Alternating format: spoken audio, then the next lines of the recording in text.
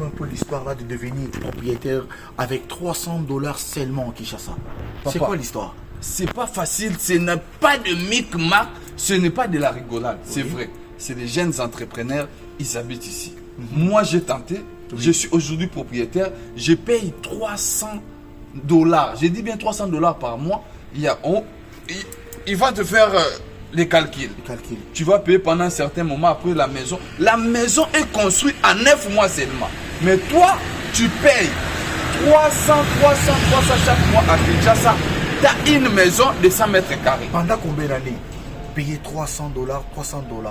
Bon, toi tu es mon frère. Toi tu es mon frère. Je ne vais pas te cacher la vérité. Oui, frérot. Je vais te donner tous les coordonnées. En tout cas, tu vas entrer en contact avec l'équipe. Mais je te dis, aujourd'hui, mes chers amis, c'est plus facile. Devenez propriétaire à Kinshasa avec $300 seulement. Tu payes chaque mois une très belle maison avec 3 chambres, 2 salles de bain. Je vous dis, les sommets. C'est bon. C'est fini.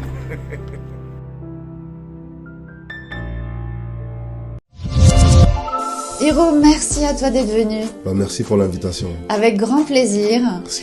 On voudrait faire un petit coucou à Youssouf et Momo Nyangadou, voilà, depuis le Mali. Et Hiro, une dernière question. Comment tu fais pour avoir cette énergie avec tous les concerts que tu enchaînes, les avions, les répétitions, les studios? Quel est ton secret? Voilà mon secret. Doublez vos limites avec Double 7. Faites le plein d'énergie grâce à la gamme de boissons énergisantes Double 7. Composée d'une sélection d'ingrédients riches en vitamines pour un goût unique et un max de plaisir à chaque gorgée. Augmentez votre énergie et retrouvez toute la force et la vitalité nécessaires pour affronter efficacement tous vos défis du quotidien. Double 7, c'est la boisson irrésistible que tout le monde désire et que tout le monde veut goûter, mais... Ah non, c'est ma Double 7. Ah non! Découvrez vite les nouvelles saveurs Double 7 Light et Double 7 Cola partout au Mali. Très bien. Mbote nabino balandi nyonso ya bosolo na politique officielle. Mbote sika bozwami boza ebele na tongo ya lelo motema na biso etondi na sami na esengo po mikolo ebele tomona na bino te uta mokolo ya vendredi samedi dimanche weekend ya esengo pona kopema me pasi pona biso po kozanga bino mikolo mibale motema esaka pasi tokoyoka penza motema lokwaka tozongela lisusu po tosolo na bino boza ebele bisika bozwami libanda ya mboka boza na kati ya mboka na pesi bino mbote ebele bozwi makasi ya kobima te bozangi na volonté bosukoli bolati bilamba mais transport na nzela ezali te. Ça c'est vraiment une réalité. Nous avons des images pour l'Axabino tout au long de cette émission parce que la situation ce matin elle est très chaotique à ce qui concerne le carburant. Oui, par la biso déjà ezalaka soki ka carburant d'abord colportage eza prêt et eza trop bato na bato bazo koloba makambo na ndenge na bango lokute eza mwa mingi. Alors moi kobanga wana ezosala pe ke bato bamatisa ba carburant bato na bato basala makambo na ndenge na bango eza malamu te. Donc transport ezali pasi ti sikoyo nano toyoki te mbela ya ministre ya hydrocarbures to ya premier ministre bango nano balobi eloko te mais totala lolenge makambo yokoma sima kosolola na ministre ya hydrocarbures a rassuré bosolo na politique et d'ici 14 heures situation ekozonga correct. Nous attendons wana ezali promesse ya ministre ya hydrocarbures o ngai moko na sololi na ye aza na sep na minute baza dans une séance de travail baza ko travailler pona bango balobi d'ici 14 heures bakosilisa makambo nyonso ekozonga normal bakoravitailler ba station en quoi ministre ya hydrocarbures monsieur Didier Boudimbu que j'ai pris au téléphone na sololi na ye tango euti kolekao. Donc pour faire voir bino ba situation il y a carburant ambiance ya lelo na tongo comment les choses se passent. Bana pe bazongi kelasi lelo quand je parle des étudiants parce que ba lever grève loko la mesure à grève eza levé na ba université ndambu bana bazongi kelasi mais na ka loko la ifasik baza la problème sérieux bana bazongi classe bozo kotisa bana na classe ba inscription bozo sala bozo tenir compte ya effectif ya bana te donc bana baleki ba bana ebele so boye na ifasik na minute na zolo bo mona bana ebele bazali banda bazate po bango balingi mais po place a kovanda na classe ezate bakiti ezate pe toufuma ezali bana baleki ebele baba eza moke eza grave na soni université azoye bate nombre ya bano ya koyamba par rapport à ba place oyo yazana donc so boke na ifasika na gombe beaucoup de bana bazali banda eza situation oyo eza osala biso passe. Je vais prendre les informations du jour. Dans Ozalamoulaï, Penza Telelo na Tongo, c'est le premier jour. Nous avons des activités sur terrain. Dans Ozalamoulaï Mingite, mais nous allons communiquer parce que je l'avais déjà annoncé. Tolo Bango Lelo na Tongo. Mais je prends d'abord les informations du jour. Goma, les corps de 8 casques bleus abattus dans un hélicoptère de la MONUSCO rapatriés dans leurs pays respectifs. Kinshasa, vers le désengorgement de la prison centrale de Makala. Noël Tchani s'oppose à une éventuelle négociation avec les M23. Ituri, encore 3 morts dans un accident de circulation à Djougou. Pénurie de carburant, les conducteurs de taxis haussent les prix à Kinshasa. Équateur, Martin Fayoul attendu ce samedi à Mbandaka pour un grand meeting. Lualaba, 6 morts dans les déraillements d'un autre train à Lubudi Bouyofoué, pardon. Hausse du prix de la farine de semoule, Jean-Claude Katende appelle la mobilisation générale pour obtenir la démission du Premier ministre. Ados Ndombasi exige la réhabilitation de quelques acteurs de Kalamou.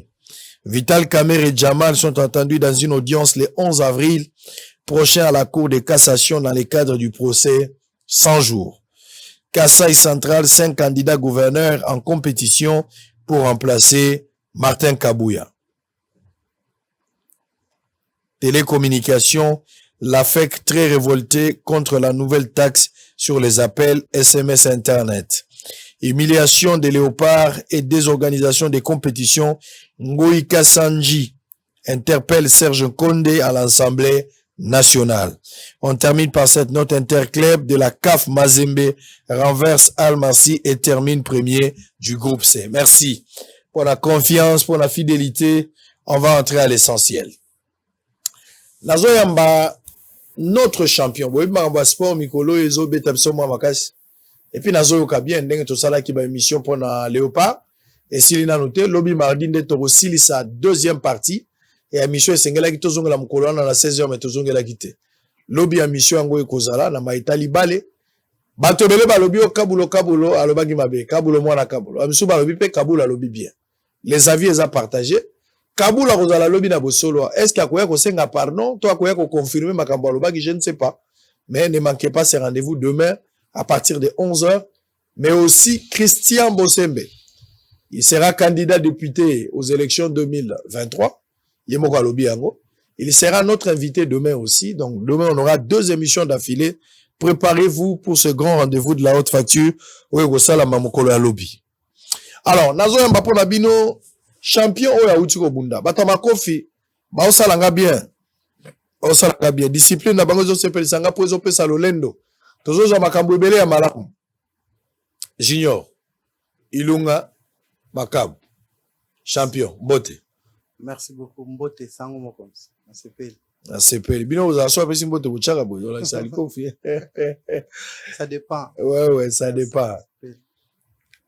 Donc, ouais, Zaka Sina Makofi. Non, c'est pas seulement ça. Sur le talibien, Ata Banda Corona, Bimaki, Bamoussous Boye, mais, nous, ce travail, ça marche. Très bien. Merci. Bonne santé. Nous sommes bien en forme, comme vous le voyez. Ça dit, nous avons mais Soko Bundi Komba. Curieusement, Soko Bundi Komba. Au bétail Makofi na Muninga. Tant Zonga, que c'est combien de temps pour Zonga normal. Si ma Makofi au côté payant Nzoto. Pour Zonga Moto, comprendre que si quoi, ils ont sous combattre la commune, on va devoir à Bana, Moto et ça la normale. C'est combien de temps? Non. Sango, merci beaucoup. Et aussi, Tamoulaïte. Nazali. Koyeba très bien que tout ça la sport et après avoir Kobunda pour yo kapasi les autres mais total la docteur tout justement après hier aux autres qui ta ring ba docteur bazarwana pour ko checker kotala si tout va bien et puis kozawa masuba kotala na zalaki drogué ou qu'est-ce qui se passe c'est dans un peu ça comme ça se passe chaque fois et chaque temps. Donc ici, on peut conclure qu'à chaque fois, même temps où vous êtes dans la boxe, les docteurs ne vous abandonnent pas. Ils ont toujours été là. Yeah. Pour nous checker quoi, bah état n'a bien les endingini. Alors, na sepeli d'abord oye na bosolo oya ka première fois na bosolo oye za deuxième fois otala biso lelo curieusement lelo oye na ba ceinture nyonso oza nango au total 7 aza presque na 8 ceintures WBC et puis première ceinture nazo na 2011 WBF World Champion eza wate na IBF contre un boxeur, j'espère, Georgie Tawe. C'est-à-dire, WCD Nazo honoré Ming, parce qu'il est en numéro 1. Au bandi boxe vraiment professionnel, naneni. C'est-à-dire, boxe professionnel, na bandi on a 2007. Na koma on a Kinshasa, parce que na bandi boxe na Kananga. Nazalaki amateur na Kananga et puis na yawa Kinshasa pour na école na bando tanga na Ista et puis na livré quelques combats na championnat du Congo ba sélectionné na équipe nationale ya boxe et à partir ya wana ndé na kenda Afrique du Sud na bandi carrière na Afrique du Sud à 2007 premier combat na professionnel na perdre au Bundaki contre na Bundaki contre un boxeur, j'ai oublié le nom, mais si je regarde le ranking, je peux regarder. Et puis, il y a un match retour contre il y a BTP Lissous. Et puis, après, 9 ans après, on a perdu Lissous en 2016. Dans le championnat du monde, on a titre au WBC contre Belou, dans Everton. Après, j'espère qu'après qu'on perde le combat, j'avais envoyé un message à mes compatriotes n'a soutien qu'on a perdu une bataille et jamais la guerre. Après, on a reprendre les lots, on a zongé la titre depuis 2016, les lots, on a champion. La carrière, on a bondi combien de combats? J'ai combattu 31 combats, 29 KO. Au bondi 31 combats. 29 Beti KO. 29 KO, beti batuba KO. Bongo deo etigani. Nde Napoli, nde na émission na début ya carrière nanga ya 2007 na perdre combat moko na 2016 donc pour la deux fois ici mais on gagnait 29 fois na ba KO zamba salinga grâce ya combat oyo gagnaki facile KO e umelaki te za combat ni on est bandé blanc sur la première round ou bien la deuxième round ebele nga na beta bato ba KO bato bafuta billet po bakota bakoti combat ici oh ya nga na sali ba exploit ndenge wana ebele déjà ba combat muso bunda match ndenge bandaka babengi bino bomati déjà bomati na ring bo centre bozo se préparer pour bobanda bobandika ne bandeli bo batu muso na bakoti te bato bazofuta ba billet pour na ba kotala combat bakoti combat ici ba combat ba 3 minutes ya ça 3 minutes ebele la seconde yes ça dit na sina beta bato ba KO dans 1 minute ya combat naza artiste ya ba KO vino mombea KO na KO vina mobimba eza musalo yem sangana no moral ozwaka ba préparation pour na kokende ko bunda esengaka ko combien de temps esengaka motivation nini esengaka engagement nini préparatif ya combat esala makana ba contexte nini pour votre information sango na banda carrière nanga je fais l'effort ya ko voler par mes propres ailes c'est-à-dire nazo se rappeler nazali ko banda carrière nanga en Afrique du Sud en 2007 à cause ya eloko moko ilekao parce que na yoka quelques bato baleke pa na yo awa koloba ke boxe ezotambola bien te mais la plupart ya bato bamoni bien au fur et à mesure na moni na mboka général lui yo azui boxe et que na lobi ke nakende ko appuyer ye boxe ezotambola il y a quand même de championnats qui se passent. C'est depuis son temps où on a champion et qui s'avance. Pourquoi je dis ça? Nathan est un président aimé. Natikala na rapport. Kaboul ndenga zo ya lobito na ya koyebi so pona natikala na rapport. Passeport na nga ebunga batu bakei nga natikala na rapport na lala et na ndili. Vous comprenez? C'était à cause ya iloko wana ndé na se décida na kende Afrique du Sud. Et natikala ko tika mboka te. Et en Afrique du Sud, j'ai gardé toujours ma nationalité. J'ai fait l'effort pour talent dans Gaïbi. Yango et Tindekanga qui nazaraka fort, Tilelo, Talaba exploit. Nous sommes numéro 1 dans le monde. Moutouté, Asala, makambo nga na sali oyo na mboka na biso banda ekelama azate. Je suis fier de ça. Alors, au préparer comment pour arriver à gagner? C'est-à-dire, c'était ça la question, contexte, motivation, et sengaganini. Justement, pour la rejoindre, 29, tout le banzambete, parce que le tout, c'est Dieu. C'est une c'est bien. En tout cas, suprématie, totika nanzambe, yene mokeli anyos. Mais yo n'a pas na o salaganini. Pour pas nanzambe zande o gagner. Mais ce yo salaganini. Sango nazo yibisayo, boxe professionnel, dengo zo monango boye. Dengo mona batanga ba Mohamed Ali, ba Job Foreman, ba Floyd Mayweather, ba Canelo, ba nyos bazo bundawa. Ils ont des timings, il y a préparatif. C'est-à-dire, netinga, on a 8 semaines, presque 2 mois pour nous préparer un championnat du monde.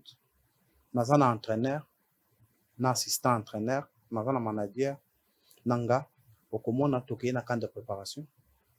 Dans le camp de préparation, bakota la batu, au bazo sta la boxe, batana style presque, à peu près un adversaire au kubundanaye, au kolekana ba sparring partenaire, au cause un entraîneur, il y a physique, pour travailler, pour ça la sparring, pour se mettre en forme, pour la capacité wana, il y a aucun de conquérir. Et en gros, au fur et à mesure, je m'entraîne très bien, de ça réussite. Et ça demande de moyens. Ça demande que, quand de préparation, je suis à biso, bon ou belé. Attends, bah, $100,000? Presque. On a sûr, notre dernière camp de préparation, j'ai dépensé, parce que Tikalaki, Ernaya qui n'a retard, et les cas qui n'a pas ministre, tout ça, dans une semaine, j'ai dépensé $79,000 dans le camp de préparation. C'est-à-dire, quand vous avez dépensé ça coûte de billets d'avion pour 4 personnes, qu'on y a pendant 8 semaines, 6 semaines, hôtel, tout ça, qu'on fout à sparring partenaire. Boxe professionnelle, vous avez sparring partenaire au foutier. C'est-à-dire, il ne vient pas pour rien. Moutazo, ça m'a confié pour rien. Au faut sparring partenaire, peut-être, bon, ou belé, pour Aya, pour ma coffee, et puis à Zong. C'est ça la boxe professionnelle. Alors, parce que le boxe, c'est une étude comparative par rapport à Tango Bandagi en 2011. Nandenge Toza Lelo. À ce qui concerne la prise en charge, il y a l'État. Parce que dans mon Léopard Zogenobe Talibanda, l'État a tiré un joueur moko andengo qui m'a envoyé $20,000, $40,000 par joueur. Kenobeta. Apport il y a l'État. Au banana 2011 na lelo. Apport est commis important, significatif, au bazo pesa. Ou bien la même situation, la prise en charge à l'État Tikalika Bongo et que effort na bino mokonde bozo évoluer. Mais l'État apport na ezo zalate. Au banana 2011 na lelo. So il faut ça là une comparaison. Merci beaucoup Sango. Nazali ko profiter par ko loba merci na président de la République démocratique du Congo Félix Antoine Tshisekedi Tshilombo qui m'a toujours soutenu. Et puis nous avons profité d'abord avant de répondre à la question na yo ko remercier les sous parce que il a tout fait, il s'est impliqué pour atta football et avancer, basala tout, babeta tout, mais ce n'est pas déception, nous allons encourager bande ko na biso football que bako sala encore mieux plus que eux basali malgré ba avancer ba comité na place ba komaki d'après ça fait beaucoup de temps ba tekala ko komata place wana te nazolo baké il y a beaucoup de l'avance parce que regarde au temps du président de bomoni ba championnat il était là il s'est impliqué championnat et salami et tout s'est passé c'est-à-dire auparavant et c'est là qui est difficile au moins va prendre boxer en charge. Mais talent n'a président Louyoyo, na président Tshisekedi. Vous avez vu que les enfants sont là qui na olympique. C'est-à-dire au moins banda mokile ke la mati lelo biloko nyonso te kendaka à 100%. Au moins kaka nazo loba au moins batu mususu ba loba ke ozo soutenir Louyoyo, ozo sala boyo, ozo sala boyo. Mais moi j'ai dit ce qui est vrai. Louyoyo azaki na kata boxe te. Il y avait pas de l'évolution comme ça. C'est-à-dire, comme il attend Morboyo et Bissopeto Bimi, comme ça, tu peux témoigner à Kend. Liboso. C'est-à-dire, par là, je vais dire que il faut le gouvernement à s'impliquer dans ce que Bisso Tozali Kosal, pour nous soutenir Bisso, nous faire avancer Bisso. Pourquoi? Parce que dans le temps passé, c'est difficile. Oyo ka babidi et bimi, pour na sport, et arts martiaux, bien tout ça. Na kopé ce exemple talabiso ao dernier combat on a kende kubunda na États-Unis na ye au monaki ministre ya sport a annoncé combat en direct sur la télé. On a fait les émissions. On a parlé au président. Mais ça ne s'est pas passé. On tout est allé quand on a une émission pour le quoi que ce soit. Selon Banzela ou Bisoto Yibina, ba effort au sali. Ceux qui te doivent qui va contacter pour na défendre ceinture aux États-Unis même, mais la perte de titre. Parce que au fond de une année au Bundite, au perdre de place dans le classement. C'est parmi des choses où il faut battre, balamuka. Na kola qui au point mususu. Na keiko bunda na États-Unis. Na presque bambuka nyonso nga na bundaka. C'est difficile. Au moins un ambassadeur ya Congo, mais na mboka wana aya ko assister. Ba ya kate. Ata mutu moko te. Ata membre du gouvernement, ata délégué moko. Naza jaloux contre sport mususu. Tala bande na biso ya football. Le ministre peut même les jets Na ba député. Na ba député bake. Ne bande ko na biso ba député, ba parents na biso. Est-ce que ba mona kiter na kendo obuna na États-Unis pour ba encourager nga. Pour ba ya ko assister. Pour encourager mon toit ou ça quelque chose.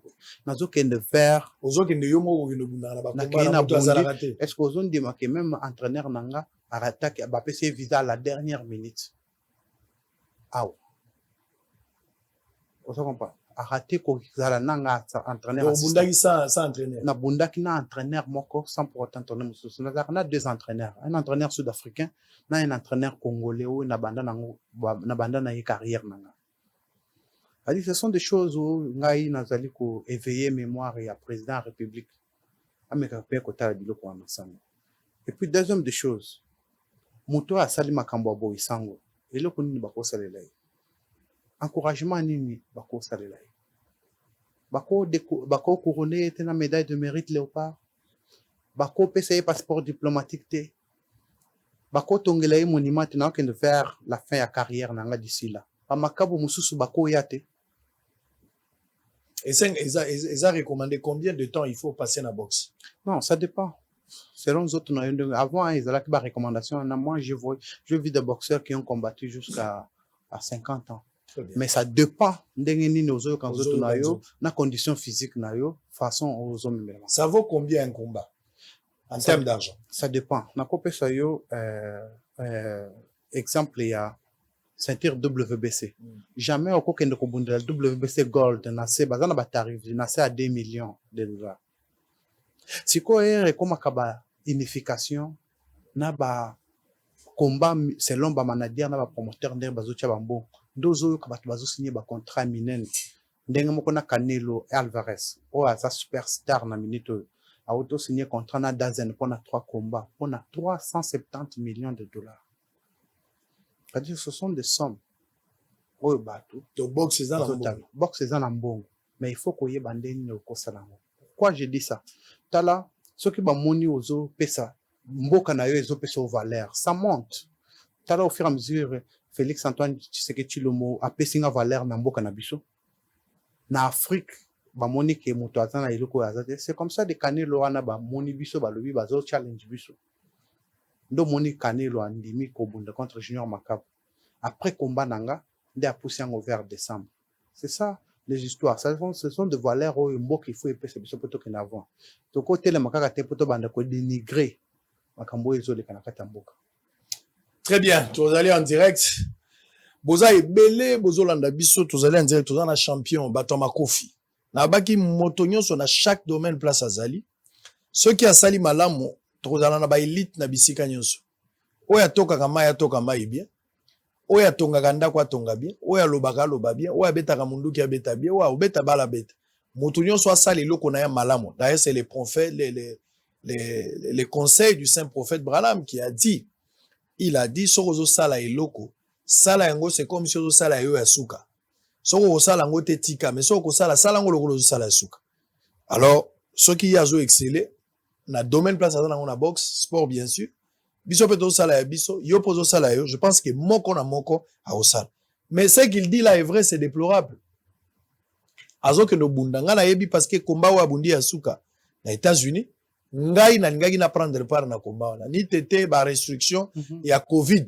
Et ça avec penza ki ko kende za la mois passe parce que na utaki na Afrique du Sud kutana ki na ndeko, to solo li a parti akuna ayebisi nga azolinga penza bato bazala nga na bi bon ngai na kofuta billet na ngai na koya pona peso maboko na ngai mais malheureusement tant que to ya États-Unis a compliqué dans beaucoup de choses ce qui fait que on n'a pas eu le temps ya se rendre kuna na États-Unis mais ba député o ba ki na facilité au kende nyonso bochaka liso na makambo te ba député bazate ba musicien bosaka nzembo te alors que muto akende bunda boko pe ko yembele nzembo mais so ezalika foot boko yemba nzembo ba député ba ko voyager pour ba kende otala match ba encourager ba koma ba supporters mais bato bana besoin na bino bango yo muto abanda 2011 abandi ko bunda abeti 31 combat a gagné 29 mais on est léopard ya munene yango léopard ya munene ko soutenir nde yango eza oyo ya biso ya ba joueur te oyo er moko bato azobeta lokwa bana bitendi zo ebana te léopard ya solo yeyo azobunda gagné 29 combat na KO abeti mutu liko financer mbanga mutu akoyi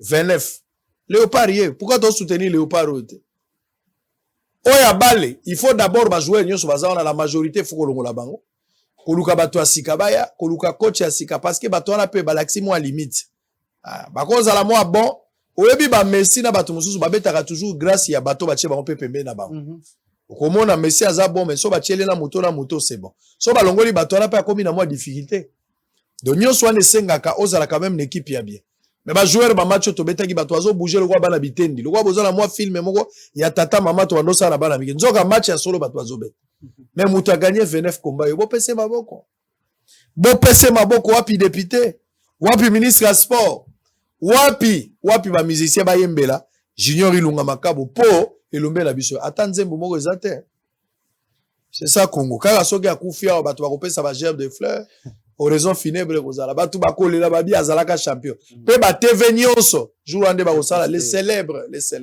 et pour la koyamba ebo c'est tout un problème pas si peu soni pour la biso alors ba combat au gagner moi ebele quelques questions à batu zalaki stratégie nini au salaki au metaki en place pour la conserver ceinture na face à champion du monde des lourds légers il y a WC na nuit à 29 au dimanche oh uti ko bunda kala mingi awate stratégie oh chaki à 7 ans au stratégie obi yango ndesimbi o chaka combien de stratégies peut-être 2 3 ou bien zaika mokoso alaki mo quel était le plan. Merci beaucoup Sango Mokonzi naza na esengo ya ko répondre bato balandi au balanda ki komba ceux qui nazo ba question boye ça me fait du bien c'est-à-dire ceux qui batali combat nanga contre Tabiso parce que nasina beta ki KO na 11e round na 2015 c'est-à-dire azala ki challenger na 2015 tobima ki des africains pour na ko représenter WBC sud-africain na congolais nazaki na mboka na bango et mukolo bango ba remportant na cher je me rappelle encore na ya ko sengawa na kutaki tanwana boxe zaki en top na solo na Zoé Kabila à promettre que non, je vais te soutenir, vous pouvez aller aux enchères. Mais Tokenda, mon conseiller, quand il y a un téléphone, les Sud-Africains va gagner aux enchères. Bazo komba wana mo sango bakenda ko chango na KwaZulu Natal na village Natal na bango. Na kenda wana na beti KO na misu ya papa na ye, mama na ye, bakoko na ye. Au bétail. Na beti KO. Na ba na quartier na bango ba mona. Bazo mona. Komba wana ileka. De mwana mobile ya batu asali lisusu effort ya komata na ranking parce que ça fait 5 ans pour amata ayeko se retrouver lisusu na kata ranking numéro 1 pour azala challenger ya moto azana gold mutango suyo nga tokutani lisusu match retour siko nga inde il fallait qu'il organiser ozo comprendre ça me fait du mal sango soko zo monanga na lo bilo waboye swanga na motema parce que zo soit na tikala ko mona te papa moko azana kati ya ndako na bana 5 asokipe kana mwana moko est-ce ba musu na ba osepela ndibite papa ba parents na biso na lo papa ça dit ba parents na biso ba onyoso bazo diriger biso bazane te ba parents bakoko s'occuper kaka na bana musu te batiki ba fédération musu te jamais combat wana il fallait que les cas parce que ngai na zaki détenteur nde na ye na sengi na solo na ministre ya sport que combat où il faut les cas. Andimi to salina et mission. Je parlais au président de la République. C'est pour cela que nous allons profiter les sources pour annoncer que nous avons besoin de combat où il va passer une chance à la défense volontaire pour nous la unification et les cas en Amboka Nabiso. Le 30 juin. Le 30 juin. Yes. C'est-à-dire, le gouvernement est impliqué. Combat on est les cas. Va te bourser Makambouane les cas avant. token de bacan de préparation, j'ai encore le temps de se préparer pour Elekawa et ça là, Congolais le sous bien. Nazoyebi so sango combat wana il fallait que Elekawa na solo na bakonzi balobi ke ko salama. Mais à ma grande surprise, ils n'ont pas répondu au téléphone. Ils n'ont jamais appelé. Mais bah tiens quand même moi moyen, bah foutez les mois billets, bah tiens le moyen pour qu'ils ne se préparent. Nazoyebi so yo que à la dernière minute ngai na bimiawa na accueilli par l'aide. Il y a un pasteur Chembo qui m'a aidé, que je salue. Avec l'implication de, il y a Stéphanie Mbombo, que je salue aussi, place Bazaraki. On est passé coup de fil, on a pas eu le salam. Et c'est là où je suis parti. Et le président de la fédération congolaise de boxe, le général Luyo, qui a commencé à soutenir, qui est mon promoteur après, qui a parlé avec le ministre. Je ne sais pas comment ils ont parler avec le ministre. Je ne peux pas entrer avec la fédération parce que je n'ai pas demandé Bandana Kendaki combat. C'est pour cela, et soit Kinga, et ça la Kinga bienté. Nakei ko bunda combat wana, libanda. Et pourtant, moi, na mobali wana, azo era gagnaki aux enchères, a tchaki combat na village na ye. Nga pe na se décida ki, na tchango pe, na mboka na biso. Comme ça, aya pe ko bunda. Linga za la pe, amona kena yaki ko bunda na mboka na ye na moral nini. Il pas quoi bunda na mboka na biso na moral nini. C'était un problème, il y a des vidéos nako kindela o azobo ya ko banga ko ya ko bunda. Mais tellement que la sala qui nané na défendre que ceinture na ko obligé à ko sala appel na ba collaborateur, ba partenaire, na sala appel à Donking. Des combats wana leki na États-Unis. Zamba sali grâce stratégie ce qu'on a répondre à la question. Stratégie za la kike na sina beta ki tabiso kao. Nasana combat monene oyo nazobunda contre Canelo. Na cause risque te ya nazo 4 ou bien na pasuka ou bien nazo quoi que ce soit parce que boxe c'est très dangereux. Il fallait que na amener stratégie ya pression ndambo na ko marquer ba point. Parce qu'il y a qu'on s'attendre que na ko ya pona sili se mbala moko. C'était un peu ça. Il fallait que na la qui ça va gérer au beti gérer. Il fallait que na la qui ça va que je peux boxer. C'est-à-dire jour on a ya ko bundete mais j'ai boxé et tout le monde a vu que j'ai boxé, j'ai gagné largement au point. C'est un peu ta stratégie on a ça là.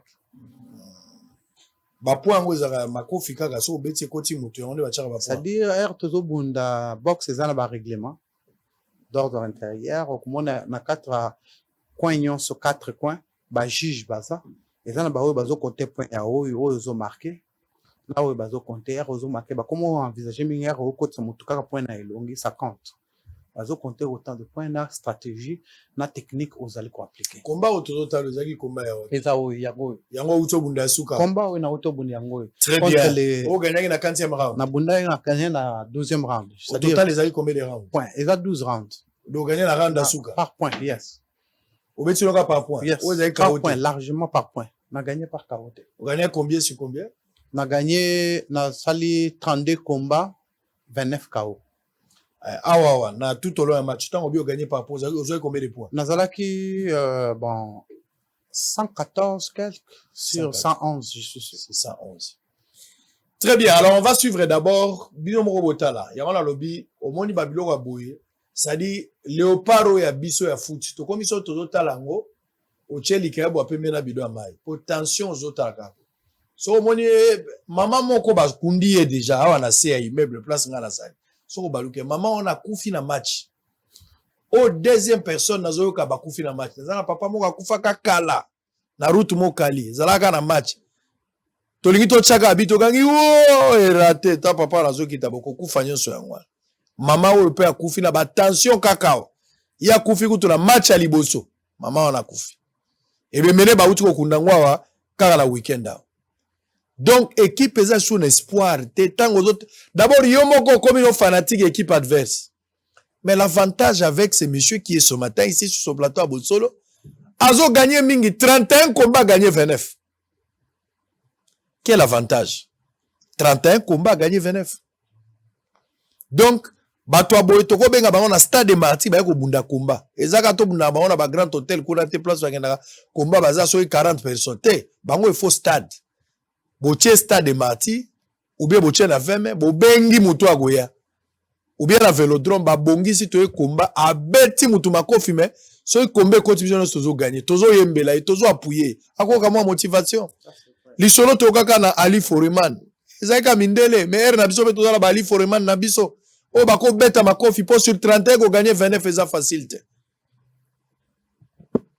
ye azoganye na boxe ye ozoganye na nini mpo nga mpe naganye na TV mutu na mutu aganye na place oyo azali sango gagné na TV oui monsieur oui madame to gagné na TV okoloba émission ni ezalo kwa bosolo okoloba ngoni okoloba TV ni ne ko gagner na bosolo okoloba nini banquette to ça la reportage que nous faisons les risques les moyens l'encadrement tout ce que nous faisons nous sommes uniques na genre na biso to za biso moko na sepel na Congola modelo siko botala bo se rappeler bo mona elenge ndeko na bino congolais a gagné na makofi toko cha Rwanda ba désordre tuzoka ba M23 tout ça bato aboye ba yokolika makofi batomo emo ebele tolongoli minduki biso pita na M23 boto silano ba makabo to cheka ba makabo liboso ozu 200 M23 contre ata bo 1000 so to cheka bango 12 makabo ba osilana bino po machwara M23 suivant ce combat un honneur pour le Congolais na oki motema na ngalo lendo aza nationalité ni muto uti kobeta Sud-Africain. donc nako ke na KwaZulu Natal tout comme nako lega na Cape ata na Durban ata na Zala Pretoria ata na Sun City na legi nanga nenga nazo lega so atonga non je suis le grand frère de Makabo Makabo auta kobeta mto tout ça ma référence ezali allez en image on se retrouve après the lay of the land, as they say, and then start to warm up after that. So here we go. Round number 2, scheduled for 12. Ooh. Junior Makabu defending his title.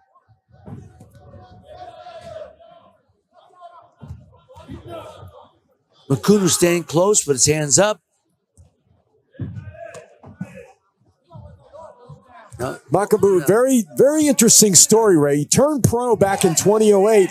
Lost his first fight by a first-round TKO. Oh, that man. might discourage a lot of people, but it didn't him. He wound up rattling off 19 straight wins after that. And then get the shot for the title. Exactly. That's a story of perseverance for sure. It is. Makabu, undeterred by that first loss. I'm going to tell you right now, Makunu looks like the sharp fighter. I know it's only the beginning of the second round, but his punches seem sharper, quicker. Well, again, he was ahead on the scorecards in that fight back in 2015, so he can get in there and mix it up with the champ and do very well.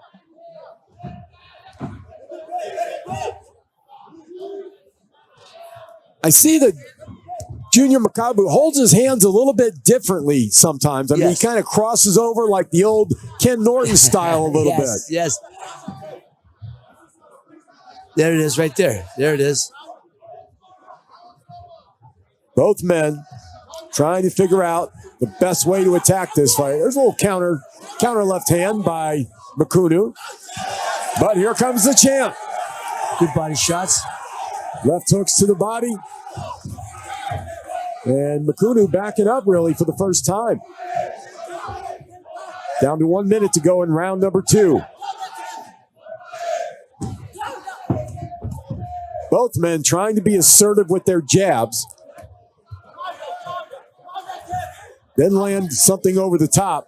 Again, both men being southpaws here. I like what Makunu's doing. He's countering. He's countering very effectively at this point with the right hook over the top, slip that left hand underneath to the body.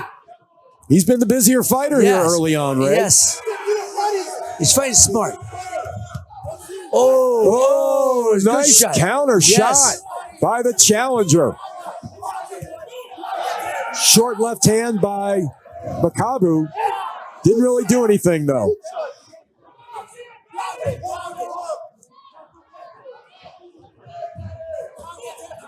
We've seen everything tonight here in Warren, Ohio. We've seen slugfests. We've seen skilled boxing. Anything you want in this sport, we've seen tonight. Makunu trying to finish off this round. The champ threw a punch at the bell, wasn't intentional, and really didn't do any damage. Très bien. Félicitations encore une fois. Ceinture yango wapi yango yo? Ouais, mais peut ça. On déplacer yaka. C'est bon, Sango. Yaka. Autorisé. On est où tu gozo? Sokotali bache elungiasika Floyd Mayweather, Saza, bon boxeur. Le papa ya Mauricio, président WBC, création WBC. Sango Sokotali, dans la ceinture moko ya silver, pour nga na juif na 2013 na États-Unis. Nazwaki yango ezalaki na drapeau ya Zaïre. Parce que Mohamed Ali Babunda WBC reconnaître Congo à travers wana. Après biso à travers nga de bapesi nga diplôme bakoti drapeau à Congo. Sokotali ba ceinture nyonso oyo ekomi sikoyo na drapeau à Congo. Bapesa nga diplôme. Batie baye kotia na mongo. Mokolo bazopesa nga diplôme na nde bakotisi. Bakotisi Congo. À côté pe à côté na monde et puis na pesa ngo Mukadi. Et Mukadi naza sûr que atikala comme mango na fédération te parce que tango na azaki champion, azaki président à ligue. OK. Ouais. Voilà ceinture. OPO. Donc au WBC. All Boxing Council. Yeah. Voilà. All Title Championship. So yango nde misato. Bon ba wana. All WBC Silver, c'est-à-dire WBC achieve ordre ya avant au bando zo bana na WBC international. Zonga kuna pona yoka obia. Parce qu'il faut expliquer nga babilo nyonso. Muto akanza kwa ceinture mo bakola attaque in the fête mais. WBC salaki au banana na WBC international. C'est-à-dire boxeur et aux autres pour kota na kata classement parmi 1200 boxeurs dans le monde. Azo chayo au bandena na international WBC international. Yango yawa na beta Glenn Johnson. Dena yeko beta Mabika, Taylor Mabika. Ozo leka na WBC international azo peso chance ya kosala WBC silver. Nde oyo. Silver nde ko peso demi-finale ya koleka championnat du monde ya WBC gold. Donc moni na gagné silver contre boxeur Dimitri Kouchev et puis na défendre contre un boxeur américain na Eric Field na bataille KO na 5e round. Nde na lekina gold. Donc mon naza na 3 gold. Naza détenant à titre il y a WBC championnat du monde pendant 3 ans siko na aucun de 4 ans. Ça fait 32 ans où l'Afrique était jamais représentée dans le monde par WBC. Ça a combien d'années? 32 ans. 32 ans. Premier boxeur Azalaki Choukabo et Malinga, Azalaki sud-africain. Et Razwa Sentir, première défense Nango à perdre à Pola. Babotolaï. Sigo depuis lors 32 ans pour Azalakate Naza Nga de dans le titre na salle défense nazo garder Angola au gardant depuis combien de temps déjà? 3 ans depuis 3 ans au moment depuis 2019 vous avez la titre kangela ngala no photo lokolo au Bosolo ça fait 4 ans nazo konzabato sur to chama ba 15 ans au ceinture à Bosolo ceinture ba gagnant c'est-à-dire nazana na sengo ya biloko yo komemango Bosolo na mise na biso ndenge bato basala ngo pe na bamboka na bango comme ça histoire to banda ko betela bana na biso ba preuve na biloko nyonso yesa obenga na kendaki na Camp Nou na stade à Barcelone et pression ko luka ba photo na peut-être ko mona ngo na bité sona na ngona téléphone mais on va voir ça soko keyo ko kuta ba photo wana na kenda kuta kuna na ki okuta ba Ballon d'or ya Messi nyonso 6 ko eza papa na lobi nyonso ezali ya Messi okuta ngo etandani ngana bombi histoire ya Barcelone nyonso ezali ngana bombi teni o na bunde jour ya na o président Zalaki parce que Zalaki première fois ba pesa chance na un Congolais bunde championnat du monde nde salama na mboka na biso na bomba biloko nyonso wana pona kochango na kati ya musée na projet o ngana déposer na table ya président ya biso ya république. Monsieur le président nazo kende vers fin ya carrière nanga mais il faut ba makabu mususu baya nzela oyo pona ko amener biloko nyonso ya eza par accident peut-être Congolais azolo tazomona ngo ketoza wana par accident ou bien za biloko fabriqué non nzela wana pona sala na komawa na ebiango na ko promouvoir les sous ba boxeurs rebelles plus parce que je connais le chemin Nous avons évité beaucoup en cambo politique, mais nous pouvons faire encore beaucoup mieux que ça. Alors, Toza na bataille. alors yo moko ndenge ozawana apport na yo na mboka ezani hormis ba ceinture yo moko lobia ke ba combat où ça vaut beaucoup de millions de dollars. Tout ce que tu gagnes au sein de la mboka na oni. Ok, première des choses, nous avons quelques bana oyo ngai na formé na championnat du monde qui lelo nazo tinda bango na kopesa bino ba kombo botala bango sur internet na promouvoir. Vous comprendre. Naza na un projet oyo nga na ye nango banda 2013 oyo na engagé fondation pour na promouvoir bana na mboka na biso ko construire académie de boxe. Projet wana ba na ya nango etikala zame kozala achevé ou bien kosala. Mais nathan ya Félix Antoine Tshilombo na sûr que ya kosala. Et ça na mesa na ye nazaki na esengo ya komona conseiller ko benganga moqué place à ça pour faire avancer tout ça. Tous a besoin de encadrer, tous a besoin de faire avancer. Et donc c'est un caractère et puis ça met la kaka ministre et puis c'est la président de la fédération d'un bateau bateau ça là bas bruit et belé sur tout ça non. Nous pouvons faire beaucoup. Tous a un talent dans mboka na biso. Moi je sais. Comme na auto yebisa dilo Martin ozo na zo bunda contre Tony Yoka. Mais Martin azala ki on a Kinshasa mwana wewa. Yes. Mais na zuye lelo a commis boxeur, a champion, a changé vie, a commis mutumsus. On a investi pour qu'il soit là. Tozana Emani Kalombo. Lelo a responsable, a champion d'Afrique. Azo kende ko bunde le 4 avril, le 14 avril na Belgique.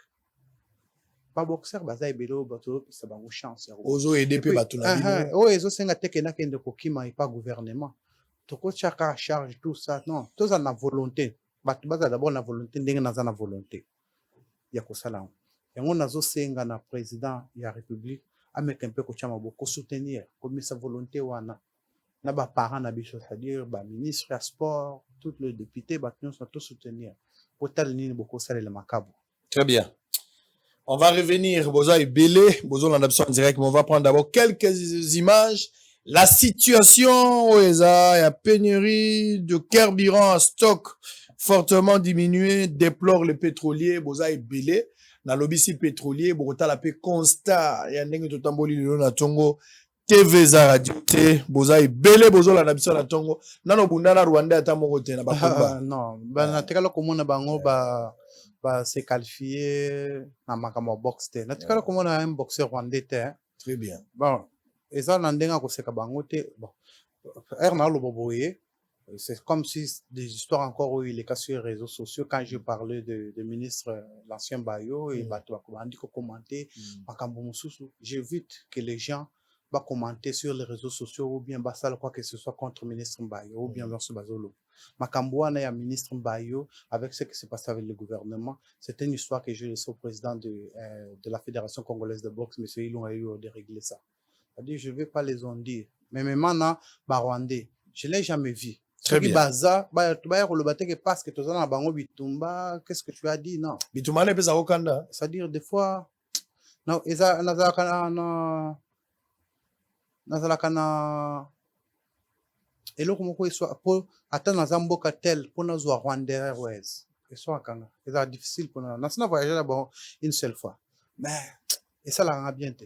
Et puis na lingite bato ba se mêler sur les camps politiques où il y a guerre kakandenge boloba kango ils ont un peu ba occidentaux na makambo bazole il faut te prendre conscience il faut battre belé la plupart ya bato na ba konzo to za na bango ba za na esprit patriotique to banda koloba makambo kabila ça mais c'est toujours les Congolais qui sont là et ça Congolais ndazo sala moninga ndeko na yemabe faut tout changer un peu.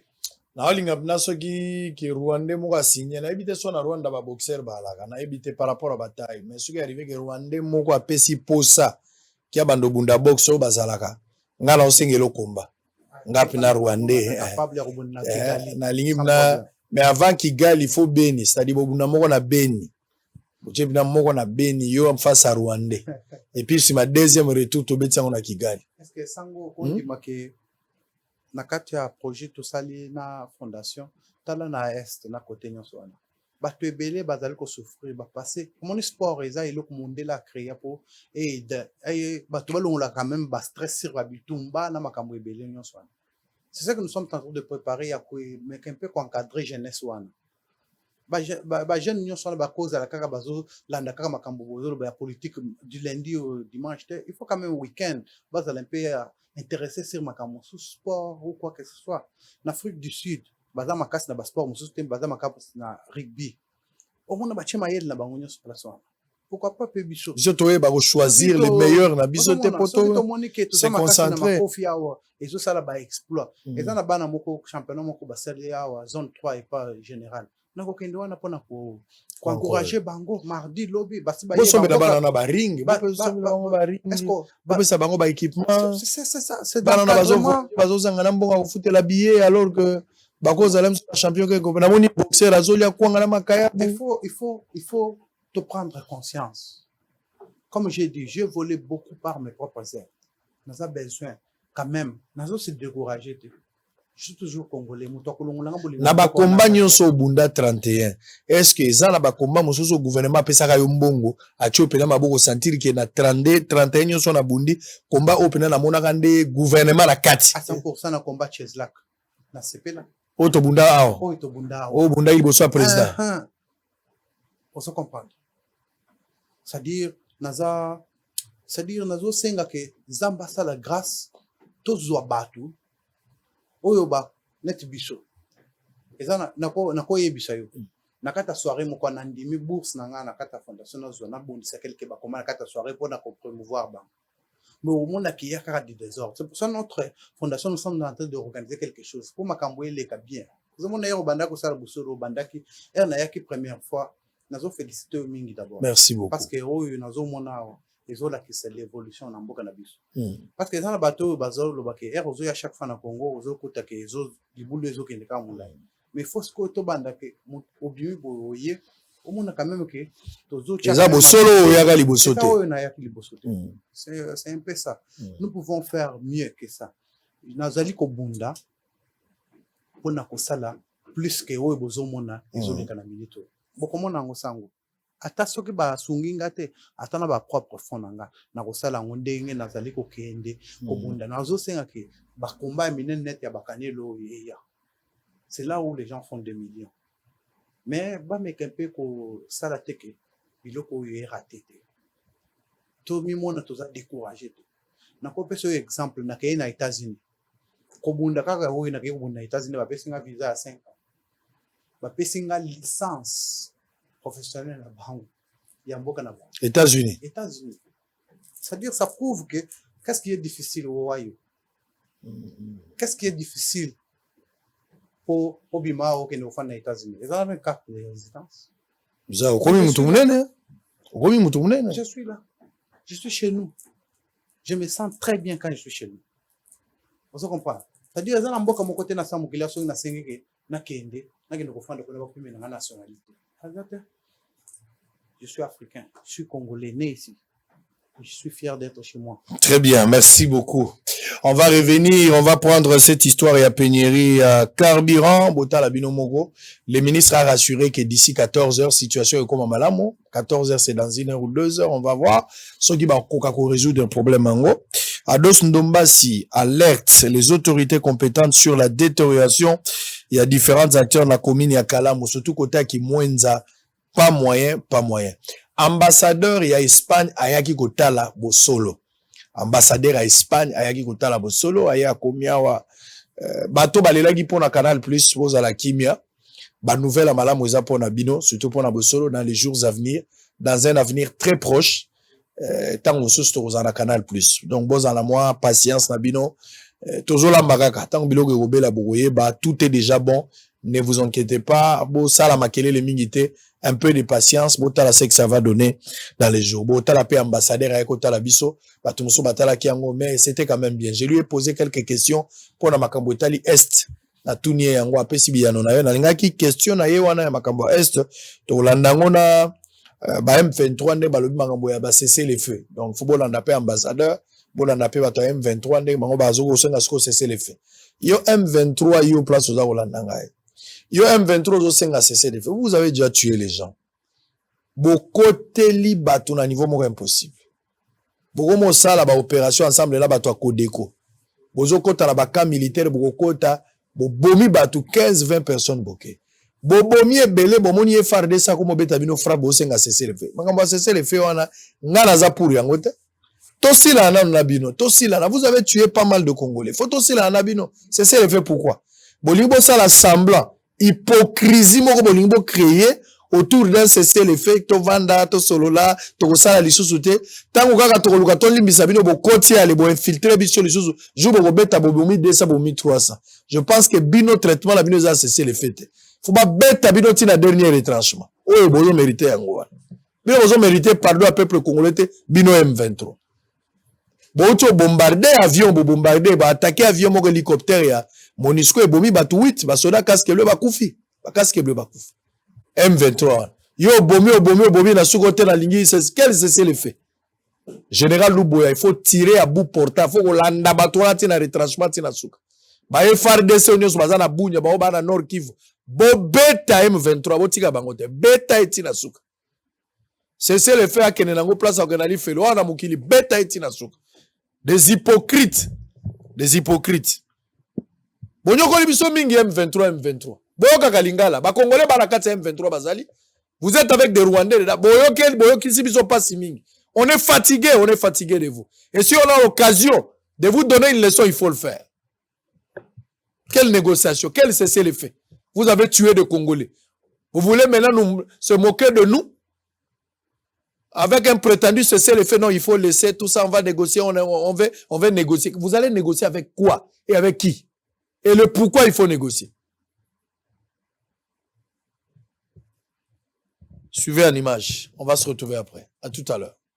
S'approvisionner en carburant dans la ville de Kinshasa depuis quelques jours et surtout, c'est lundi 4 avril 2022 est devenu un casse-tête. Certaines stations-service sont envahies par les conducteurs de véhicules et autres motocyclistes en quête d'essence ou du gazoil. Pendant ces temps, les différentes stations-service des particuliers ou privés ne vendent pas, dont Enerco, MyFriend, Engen sur le rond-point Victoire.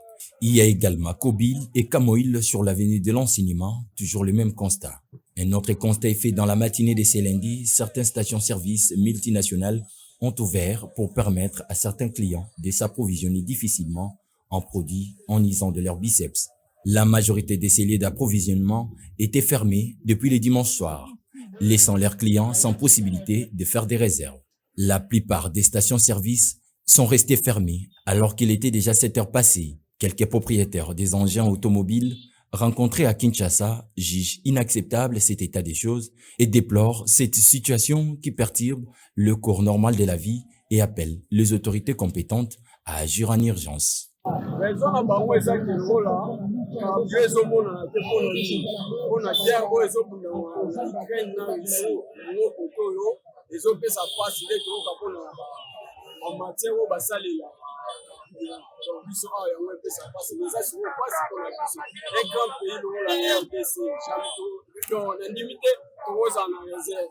biloko ezalaka te ya souffrance ya boye bapays mosusu soki otali omona no baza bien organisé biso soki toza bien organisé te oyo pays eza monene moko RDC eza monene tokoki ondima jamais biloko ya souffrance ya boye po esezileka biloko toakala oyambaki mokonzi na biso fati bato baza nsima na ye ministre ya énergie eloko moko te atala mboka ndenge ekomi na 40. Pour le pétrolier Simplice Mulumba wa Mulumba, la situation du carburant est précaire dans le monde suite à la guerre entre l'Ukraine et la Russie. Mais le gouvernement congolais ne voulait pas prendre les choses en main. Croire cette situation risquerait de mettre le pays KO. Et le gouvernement congolais, à travers le ministre des Hydrocarbures, est censé de trouver une solution le plus rapidement possible. La crise elle est liée au manque de paiement, manque à gagner. Donc, si aujourd'hui le gouvernement décide, comme c'est prévu, de nous payer, je pense que la situation sera décantée. Parce qu'au moment où nous parlons, un bateau a accosté hier avec un grand volume de l'essence, plus ou moins 23 000 tonnes de l'essence et 9 000 tonnes de gasoil. C'est un bateau de Trafigura. Mais nous n'allons pas accéder à ces produits rien que par une simple demande. Donc ça nécessite un paiement rapide et aussi l'augmentation des prix dans les jours qui viennent pour que nous puissions un peu quitter ces régimes de paiement de manque à gagner qui n'arrivent pas à nous aider à faire face à de telles situations qui prévoient actuellement sur le terrain. Et comme on pouvait s'y attendre, les conséquences de cette situation se font déjà sentir au sein de la population. Trouver une place dans un transport en commun est compliqué et la course d'un coin à un autre est fixée de manière aléatoire par les transporteurs. Certains doublent le prix de la course, d'autres, le plus extrémiste, le triple, prétestant la fameuse rareté des produits pétroliers. Visiblement, à cette allure, la semaine qui commence risque d'être rude si rien n'est fait pour pallier à cette situation. L'équipe de Canal Plus a effectué une visite guidée aux installations de Bossolo Télévision ce jeudi 31 mars 2022. Composée de 2 personnes, l'équipe de Canal Plus est venue constater sur place le matériel que dispose la chaîne de télévision Bossolo, mais aussi palper du doigt les conditions dans lesquelles les agents de Bossolo TV travaillent. Conduit par le directeur général de la chaîne, Israël Mutombo, l'équipe de Canal Plus a d'abord été conduite à visiter la réception de la chaîne où le directeur général s'est mis à expliquer aux visiteurs les différents agents et leur rôle. Dans la salle de rédaction, Israël Mutombo a présenté à cette équipe de Canal Plus quelques journalistes qui étaient présents à la rédaction. Cette visite guidée s'est clôturée au premier niveau de l'immeuble où on retrouve les bureaux du DG, de son directeur de cabinet, la régie télé ainsi que le plateau. À la régie, le directeur général de la première chaîne d'investigation en République démocratique du Congo a donné quelques explications quant au fonctionnement de la chaîne et s'est mis à marteler sur le programme de Bossolo Télévision. Donc quand même, c'est un truc que vous faites vous-même ou c'est un truc... Oui. Non.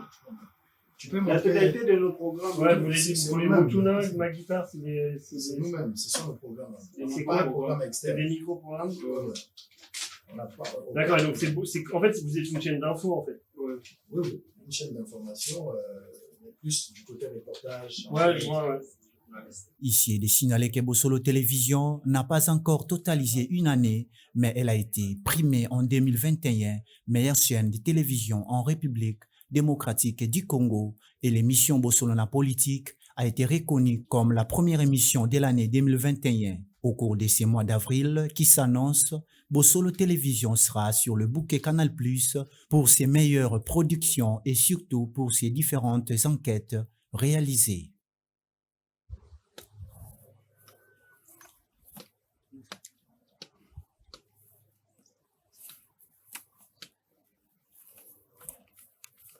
Déclaration de cessez-le-feu unilatéral. Le mouvement du 23 mars informe l'opinion nationale ce qui suit. 1. Il reste fidèle à sa ligne politique qui est celle de règlement pacifique de la crise qu'il oppose au gouvernement de la République. 2. La tension militaire observée ces derniers jours dans les territoires de Rutshuru relève de l'initiative offensive de FARDC à laquelle l'armée révolutionnaire congolaise a opposé une stratégie défensive appropriée. 3. Les unités de l'armée révolutionnaire congolaise engagées dans cette stratégie se sont retirées des espaces conquis pour occuper des positions défensives de manière à élargir la zone qui les sépare de FARDC. Envie d'éviter toute nouvelle confrontation. De ce fait, il sera donc plus facile d'identifier la partie qui prendra l'initiative de la guerre. 4. Par conséquent, à dater de ce vendredi 1er avril 2022, notre mouvement décrète un cessez-le-feu unilatéral pour permettre aux autorités du pays d'annoncer un dialogue pour un règlement pacifique de la crise qui nous oppose depuis plus d'une décennie. 5. Toutefois, l'armée révolutionnaire congolaise se réserve le droit de riposter vigoureusement en cas d'une nouvelle initiative de guerre de l'armée nationale ou de ses supplétifs. Fait à Saramboué, le 1er avril 2022, Dans les soucis du bien-être de ses électeurs, le député national Eli de la Funa Ados Ndombasi est descendu dans les différentes institutions du pays, dont l'Assemblée nationale, la primature, le ministère des ITPR, l'Hôtel de Ville de Kinshasa et l'OVD pour les alerter au sujet de la détérioration des différents acteurs dont les avenues Kimwenza et tant d'autres dans la commune de Kalamou. Ensuite, Ados Ndombasi est descendu sur l'avenue Kimwenza et Popo Kabaka pour expliquer les bien fondés de sa démarche à ses électeurs qui se sentaient abandonnés à leur triste sort.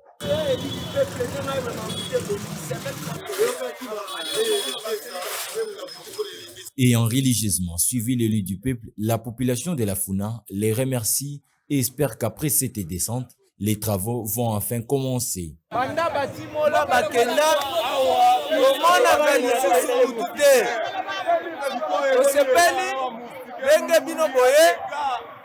Profiter to loba ke baya basala nzela wana parce que bapesaki biso kutu 14 mois to éviter pona kosalela nzela wana soki 18 mois pona kobamba teka talaka kapela ndenge ezalaki kapela c'est Dallas mais Dallas on est commis pour passer na mawa basondoli biso si combien de mois na banyoka bakomi kobima wa papa bangungi kutu koloba te oza bana mboka batiki biso bepona Kimwenza ngebi bato bakolekesa te pasi transport pasi makambo belebele mpona nzela oyo je ne parle pas parce qu'on a beaucoup parlé.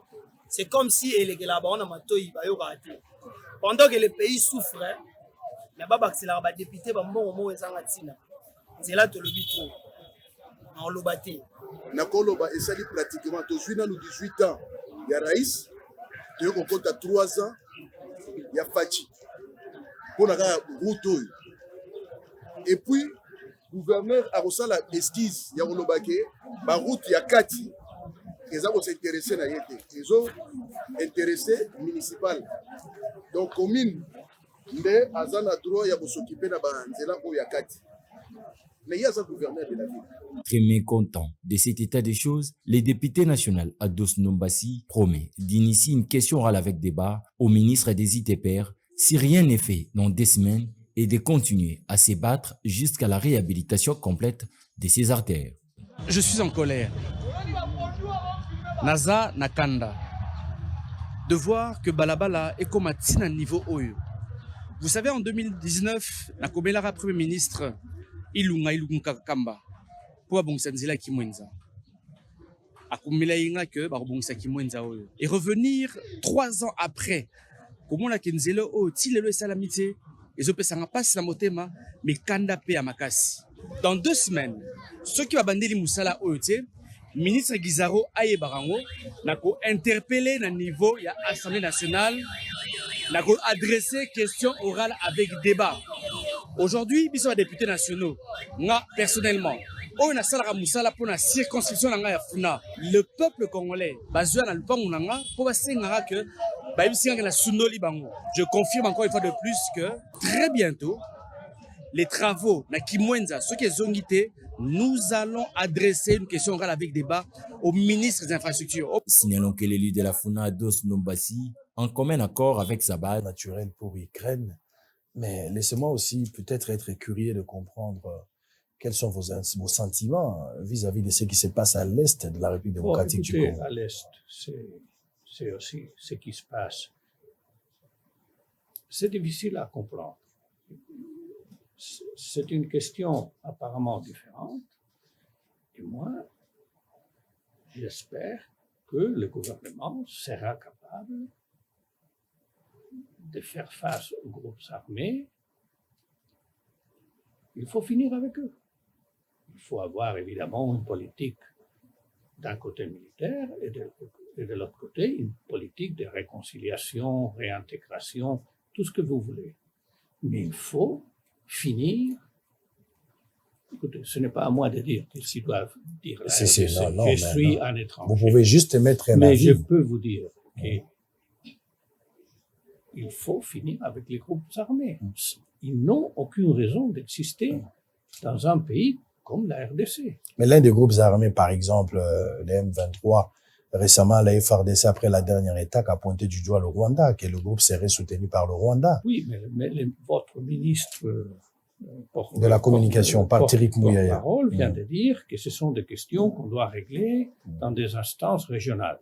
Je pense que ça, c'est effectivement ce que vient de dire le porte-parole de l'Union européenne à Bruxelles il y a hier ou avant-hier. Nous considérons inacceptable l'action des groupes armés. Il faut que les M23 disparaissent et les restes des questions doivent se traiter dans les endroits qui existent pour ça, régionaux. Et nous appuyons donc dans ce cas-là, c'est ce qu'a dit le ministre porte-parole. Certains politiques congolais pensent qu'il faudra faire la guerre au Rwanda pour mettre fin. Mais non, faire la guerre au Rwanda, c'est rien.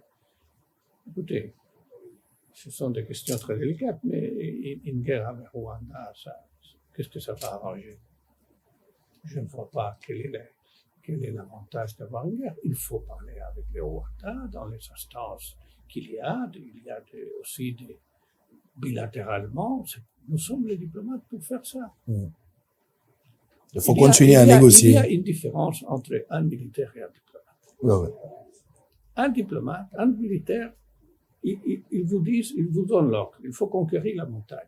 Alors, il doit distribuer ses troupes de façon à conquérir la montagne le plus vite possible avec les moindres des pertes possibles. Nous, on doit s'asseoir face à face avec celui qui est à la montagne pour régler la question.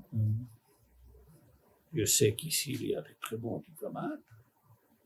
On doit s'asseoir et parler. Et ce sont des problèmes qui peuvent être résolus. La guerre, ça ne sera pas la solution. Ce n'est pas la meilleure solution, il faut continuer. C'est la pire des solutions. C'est la pire des solutions. Et on est en train de le voir en Ukraine.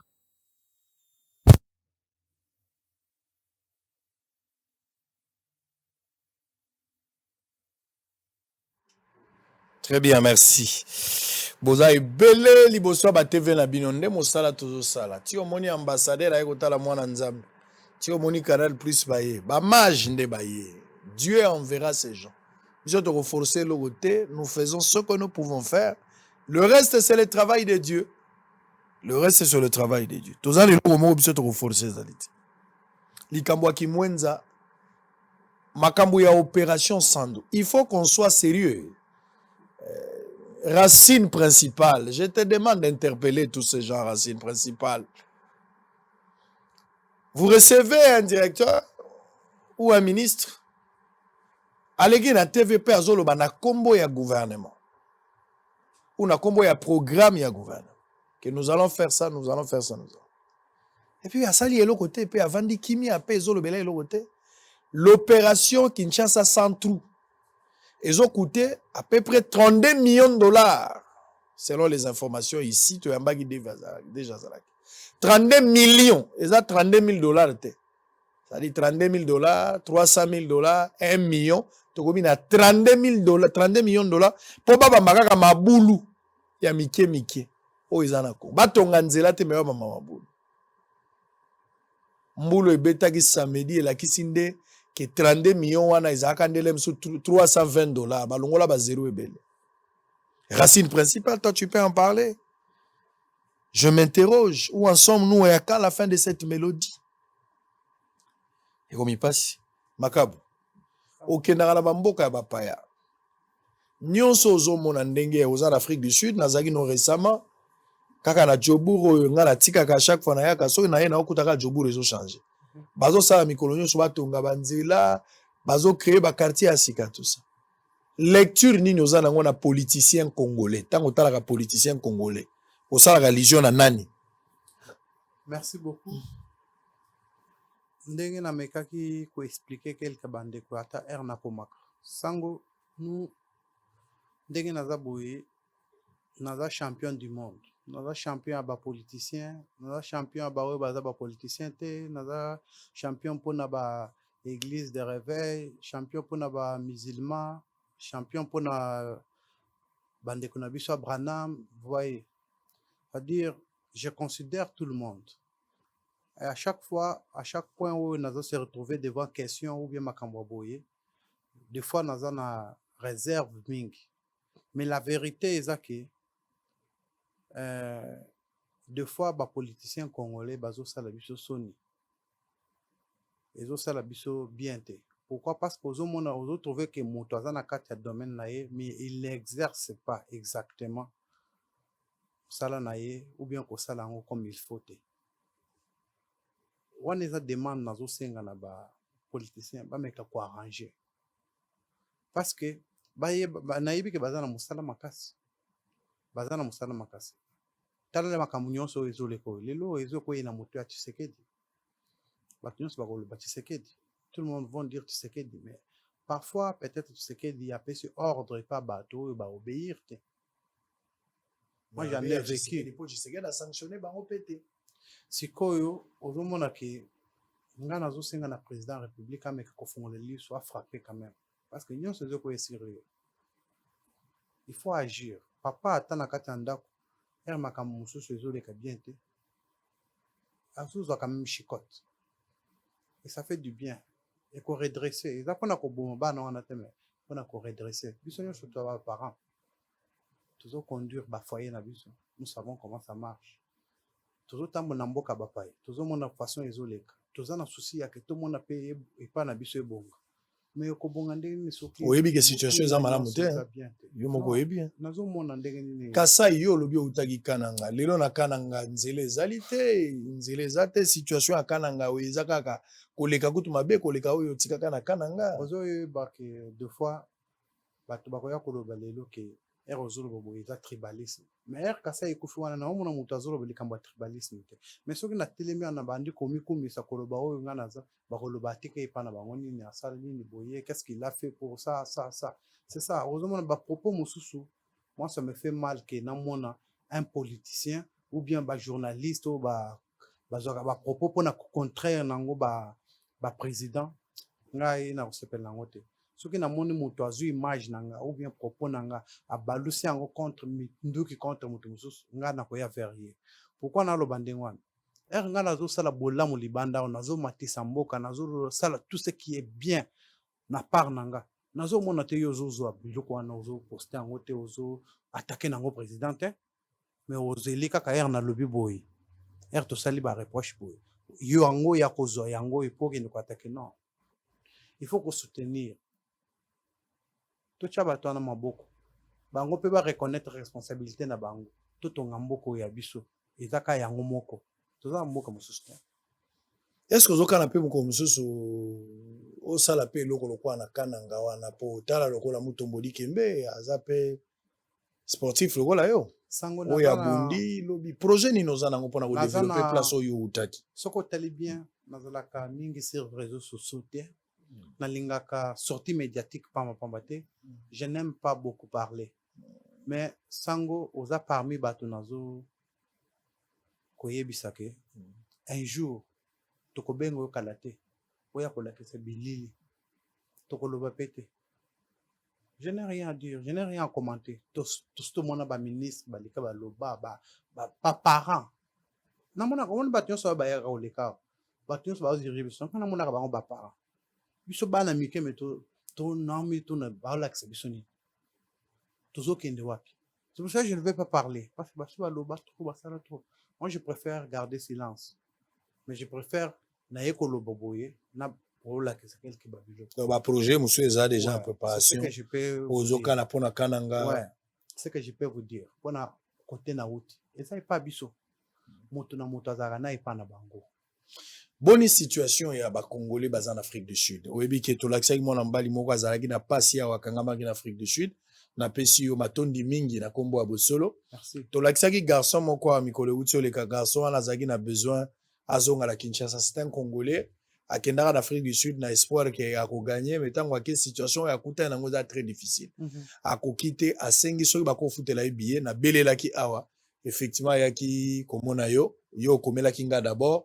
Oyebisinga na luka mwana mbali wana na tia en contact na yo na lingina peso matondi na kombo bosolo po yondo futeli ye nazo confirmer pe ki akomi déjà wazana Kinshasa. Merci pour nous. Mais d'une manière générale, situation ba Congolais en Afrique du Sud ezandengeni.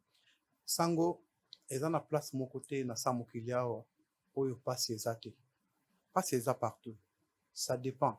Sango okondima ke nga ere na kiti Afrique du Sud nalali libanda. Namona pasi nalali na ba gym. Na souffrir na musala oyo po nazala oyo nga nazalelo. Nga. C'est-à-dire eza na bato mosusu nga na sina edande komoko babengisi epa camarade kwa koma. Ere akomi mutu wana ye kozwa ye na aéroport. Mutu mosusu nde azwi ye. A se retrouver na kati ya église. C'est-à-dire ndenge nini mutu wana azwi ye na aéroport ameki kosunga ye anta kende konanga congolais na pokwa azoyebisa ye yaya tokokende église nga nasambelaka place tela alobi pas de problème. Ere azoya na église nde azokutana nanga. Nga natanga na ye. Nde ayambi nga ayebisi nga situation nazwi ndeko wana nafandisi ye na ndako epa na nga. Tofandi na ye pendant des années. Akoti classe.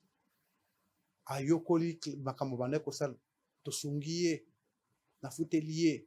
Asilisi classe. Ere nazoloba na yo aza na États-Unis. Azosala vie na ye.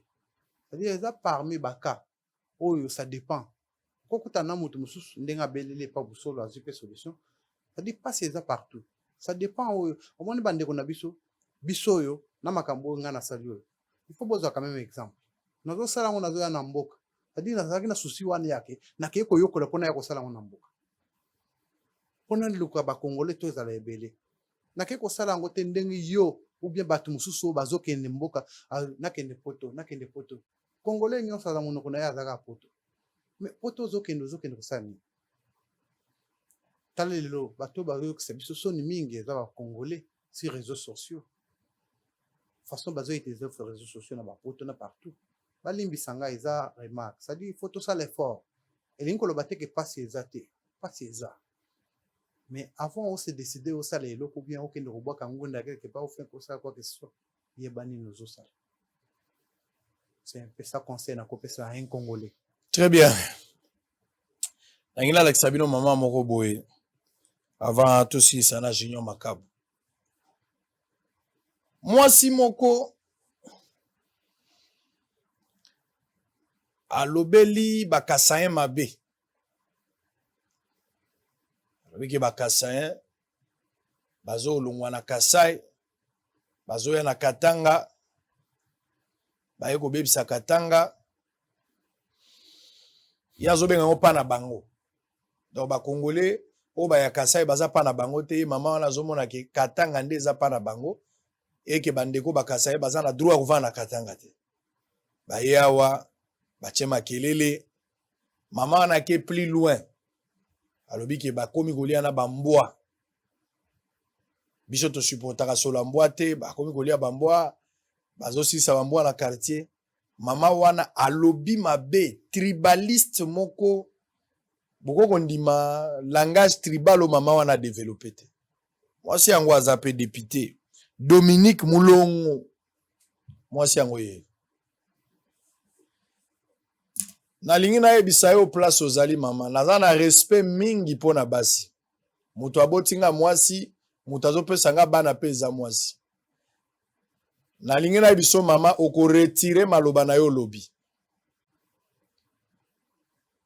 Tu es obligé de retirer tes propos. Je t'oblige de retirer tes propos.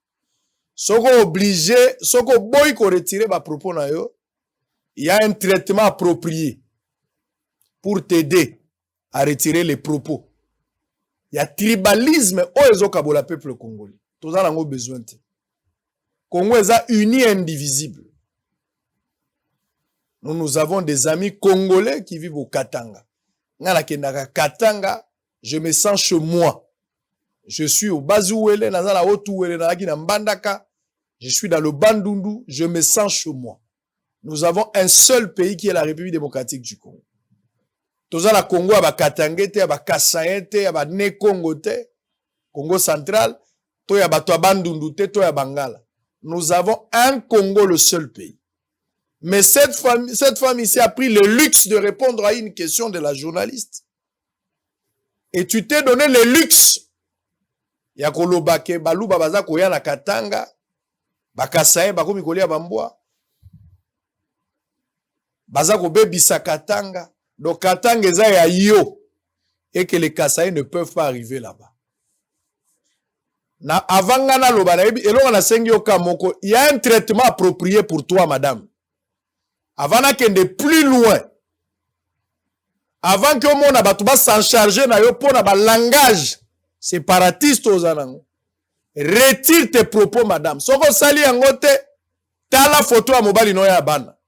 Vous aurez un traitement approprié. On ne va pas accepter cette histoire. Nous sommes au Congo. Le Congo, c'est notre pays. Vous ne pouvez pas. Je ne sais pas piqué par quelle mouche. Aux un sentiment nini. Tu te donnes le luxe pour s'attaquer au Kasaï. Tango ba Congolais, bazolongwa Kasaï, po ba kende katanga, ba na besoin de visa. Ils sont chez eux. Vous avez les lois du pays. Ozala Muluba, Ozala Katange, Ozala Mukongo, Mutabandundu, Oza Congolais. Ba loi ya mboka izali. S'il s'avère que bateau balongwe Kasai, ba na Lubumbashi ba se conformer mabe ou ba se comporter mabe, s'ils ne veulent pas se conformer au prescrit à mibe kwa mboka na biso, sanctionnez-les selon la loi. Soki Muluba yibi ayibi, kangaye tia na kacho futsa ya mande. Soki Katange ayibi, kangaye futsa ya mande, pesa mbanola ye. Mobeko etalaka ekolo ya mutute waza Muluba ou waza Mukongo. Non. Mais arrêtez avec ce langage, madame. Arrêtez avec ce langage. Madame, vous devez retirer vos propos. Avant qu'elle n'est plus loin, j'ai un traitement approprié pour toi, madame. Très approprié. Très, très approprié. Il faut retirer tes propos, madame. Des propos maladroits. Et c'est une humiliation extrêmement grave pour toi en tant que femme. Nazana makambo ebela ko yebiso eko salo pasi okole la peine ndako makambo mabena ko yebisa. Qui te donne le pouvoir de parler librement et pour interdire s'insurger contre les Kasaïs parce qu'ils viennent au Katanga? Katanga ole za tata na yo ya mama na onde batongela kiyo. Nde oche mondelo to lupango no sombaki na mbongo. Madame, vous devez faire très attention là où vous êtes. J'ai un traitement approprié pour vous. Boutuna moyo batwazo sala ba colloque, ba sensibilisation. Les musiciens chantent, les politiciens appellent au calme. Pour batouba zala uni. Na 21e siècle, vous vous donnez le luxe pour s'insurger contre les Kasaïs parce qu'ils viennent au Katanga.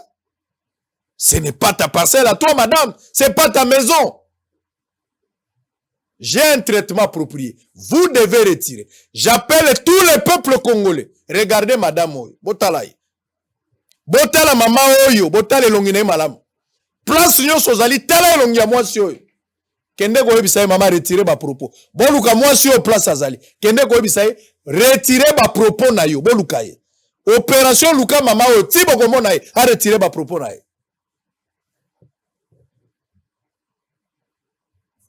Lelo tozala mboko oyo Muluba ko bala Mukongo, Mukongo zo bala Muswahili, Muswahili abali Katange. Tovandi na biso kimia, nous avons des amis congolais qui vivent au Katanga, qui sont ici à Kinshasa. Elle a passé cette émission ici à Kinshasa. Tango yaki na émission na Nana Landa qui est pour s'attaquer par rapport à l'émission qu'elle a tenue avec notre concert. Nana Landa qui est. On est libre. Moi je pars au Kasaï na kena baba zouele. Tozo ke neko ko la culture ya mboka na biso na place mususu. Tozo lia toza très à l'aise. Mais toi tu dois te donner le luxe d'interdire les Kasaïs d'arriver au Katanga. Qui es-tu, madame? Qui es-tu? Tu sors de quelle brousse? J'ai un traitement approprié. Précède-moi la photo. Luka mama au place azali. Luka mwasio. Lobana ye mama eri yangoyo. Acharnement ezalite eri yangoyo. Mama retirez malobana yo lobi contre bakasaya. Retire, madame. Reviens à la raison. Reviens à la raison. Tu ne peux pas avoir le courage de dire aux Kasaïens, non, les Kasaïens, revenez, tout ça, Bazakolia Bamboa, tout ça. C'est de l'insulte. Ils ne peuvent pas arriver au Katanga parce que toi, tu es qui? Je me réserve. J'avais des doses contre vous, madame. Mais Nazo s'est réservé. Mais tout le Congolais là où vous vous retrouvez, au Katanga, dans le Kasaï, dans le Bandundu, Congo central, nous n'avons pas besoin du tribalisme. Ça ne nous fait pas avancer, au contraire, ça bloque le développement. Cherchez cette dame ici. Les amis députés, appelez votre concert. Madame, attendez. Refusez de retirer. Refusez seulement de retirer. Mobeko Yambo Kezali, on ne va pas te tuer. Nous n'avons pas le pouvoir de te faire. On ne te fera pas du mal. On n'en a pas le pouvoir. Mais on verra la suite. 21e siècle, Batwazo Kabwana, Babengani Bakasayen, Maman Wanazo Bengala Bakasayen, à Katanga.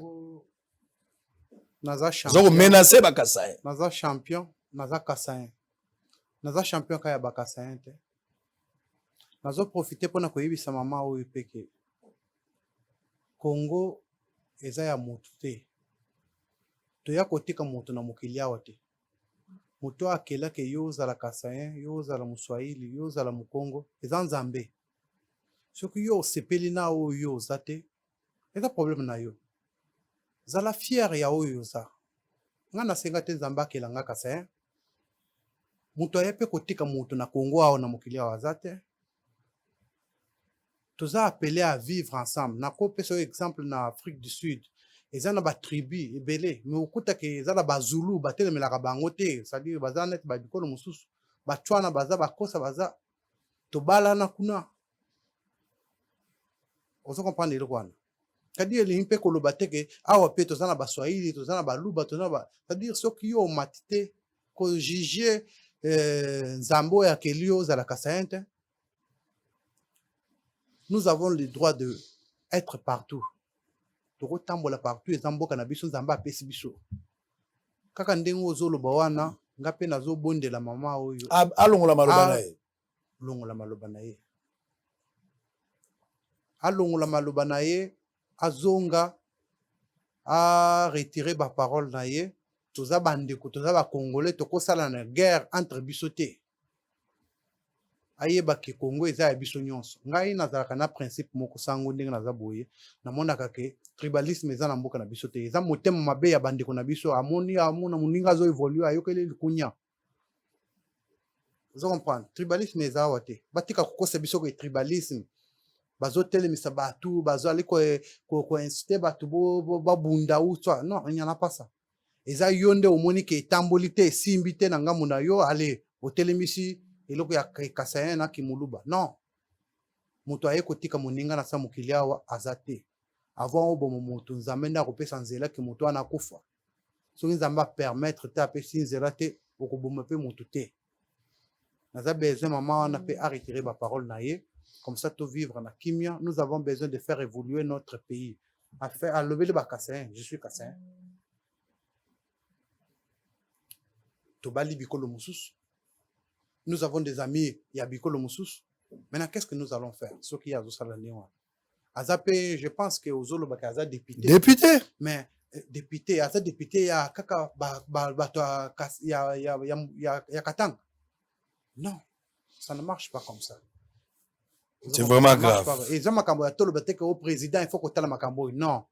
Et ça m'a camboya. Nkaka ndengo lobiwana a retiré malobanaye. Bisika nyonso mutu akomona ya ibise ke mama kendo retirer malobanaye. So ngape na moni na koyese mama olobi mabe kendo retirer malobanaye. C'est ça que je peux dire. Merci. Vous allez suivre ce que cette dame-là a dit. Tant on a zolo bango boka nsako lola grave. Mais d'abord il y a une plainte contre la dame. Il y a une plainte déjà contre la dame. Cause à la députée, ça veut dire quoi? Madame, aujourd'hui, si moi, j'osais postuler dans l'obina comme député, sur une candidature, dans l'équipe la popularité. Et ça, il y a la salate. Médard Kankolongo vient de déposer une plainte en charge à député Dominique Mounongo ce lundi, 4 avril au parquet pour la Cour de cassation. Motif de propos séparatistes et outrageants à l'égard des Kasaïens. Waneza Mouké, madame, soyez calme, Waneza Mouké. Tu auras ta dose, madame. Tu auras ta dose. Jusqu'à ce que tu retires tes propos. Trop, c'est trop, madame. Trop, c'est trop. Alors, vous allez suivre ce que la dame là a dit. C'est choquant. Azo se juger contre Balouba pour rien. Balouba va s'allier le côté. Alia kinini, auta ki wapi, alala kina nani. Piqué par quelle mouche? pour venir insulter tout un peuple. Pour bazoya na Katanga. Katanga ngo ya tata no akufaki atongelaki olupango apesaki alobi keza yo mutakokota te oza héritière. Je ne comprends rien. Je ne comprends rien. Madame, vous devez retirer. Et vous en avez fait où?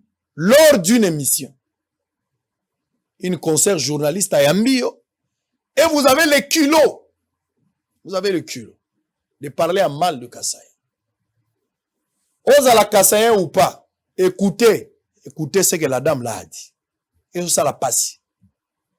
Il y a qu'une émission, le Bama Kambunayo. D'abord, on a député moins connu, le Bama Kambunayo. Madame, ofingi ba Congolais, ofingi ba Kassaï, teza ba Congolais. Ozo tambola na sa mokili, ozo tambola, ozo lala. Olali pe na ndako no la muki pe la tongo lobite nazo finga bango na kofinga lisusu. Tribalisme ekolekate. Na mboko tribalisme ekolekate. Ozala muluba, ozala katange, ozala mungala, ozala mbuta bandulu. Mobeko eza mobeko. Soki baluba bauti na Kasai baye na Katanga baye na place bo. Soki basali désordre mobeko ezali. Bo pesa sanction na balubo bazakuna. Mulu bazali kola mibeko te. Bo pinir. Soka kofuta manda futa kota kashwa kota. Constitution eza baluba te. Kanga muluba soka za la problème. Zoé le kola congolais. Pourquoi zo benge muluba? Zoé le kola congolais. Nazande bo Kristo, nazo meka maloba nanga koloba nazo pakola ngo mafuta mingi. Makambo nazaki pona yebiso lelo. Na ndimite ko linga kolala. Elinga ko inisa yo malobo yo lobaki.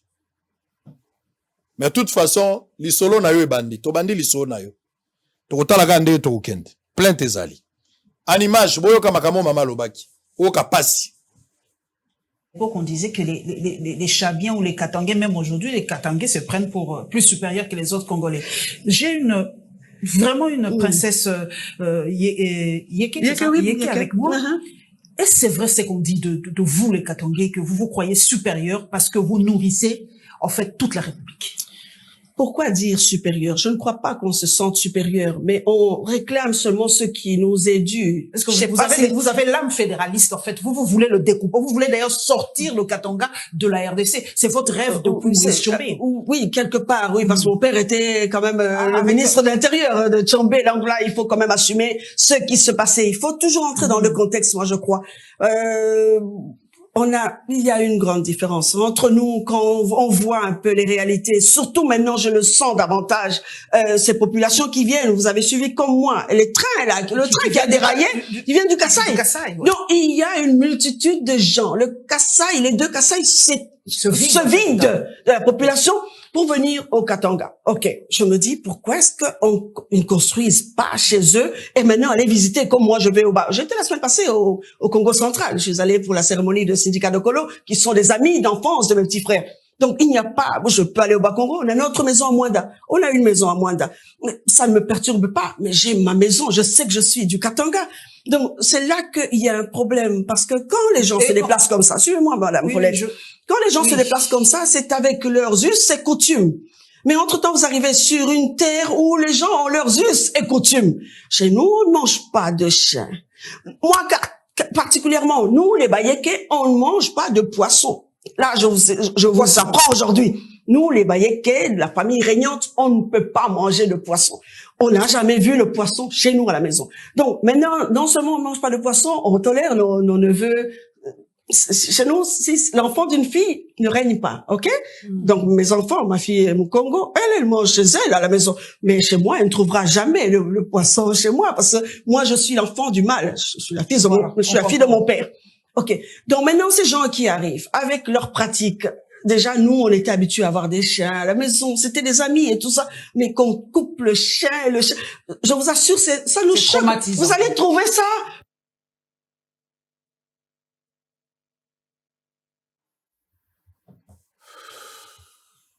Appelez les Kassaïens, ces gens-là. Vous mangez les chiens, nous on mange pas les chiens. Sango, c'est triste parce que Nayoki, maman, ami Bengi, Aza princesse. Moi aussi, je suis prince chez nous. Je suis le premier fils et mon père est chef coutumier. Je demande à cette dame de pouvoir retirer. Azo Bengande, ces gens-là. Je suis champion. Dengane Nako Benganga, ces gens-là. Je suis aussi Kassaïen. Je peux avoir de relations avec la tribu Moussous. Nous sommes nés à se supporter dans sa mokili. Il y a des problèmes dans mon bal. C'est-à-dire, il y a des propos moko, il y a bien été. Il faut bakonzi, battre les mélanges, zongi ça y est, trop bon entre bisoté. À retirer malobanaye. Que vous vous réservez, nous aussi, nous tous, on se réserve. Parce que ceux qui basali boy, na ba baza simanaye, za po ba kasayen batele mape basal ba vidéo, yo pa tele mutu banda kofinga. Ezo zongi sabiso sima, tu as besoin mboka na biso avancer. Tu as besoin que ton mboka na biso ekende liboso. C'est pas parce que notre président est kasayen, non. Tu as na ba président, azalaki Katanga wa Kabila, tu as na ba Zanga Mobutu, tu as na ba Tebele. Elle ne doit pas agir comme ça, c'est champion. Triste. Ça sur émission, émission. Les propos de cette dame ici m'ont beaucoup choqué. Je ne saurais plus faire l'émission. Je comprends. Merci, merci beaucoup. Apaiser un peu moral, maman a retiré Malobanaye. Je ne saurais plus travailler. Si vous avez un dernier message, peut-être un dernier message. Nazali ko remercier ba Congolais nyonso oyo ba soutenir Kinga. Naba oyo ba soutenir Kanga. Nazali ko remercier président de la République pour na soutien wa zo amener na mboka na sport, na football na nyonso malgré que tozalaki dessus na sport tozala biloko misato. Réussite, nil na échec. C'est-à-dire tout supporter ba mekempe kotala comment ba ko aider. Nazo senga na ba député ndenge bokenda ko soutenir bande ko na biso mususu ya football. Bo soutenir nga, bo appuyer nga, combat yango yo na annoncé lelo officiellement qu'il faut le 30 juin. Na ko sala unification na 5 de ceinture, de fédération. C'est-à-dire bo mekempe kotala par quel moyen na ministre Condé ya sport va s'impliquer pour bidier bima avant soirée où salama to futa batax à WBC makamunyo chez salam to peut se le souci sengo na ba congolais ba we bazaki dessus sur football. C'est ça ce que je peux demander. Très bien. Alors, je ne saurais plus continuer. On va se voir demain si j'aurai la force. Portez-vous bien et à très bientôt.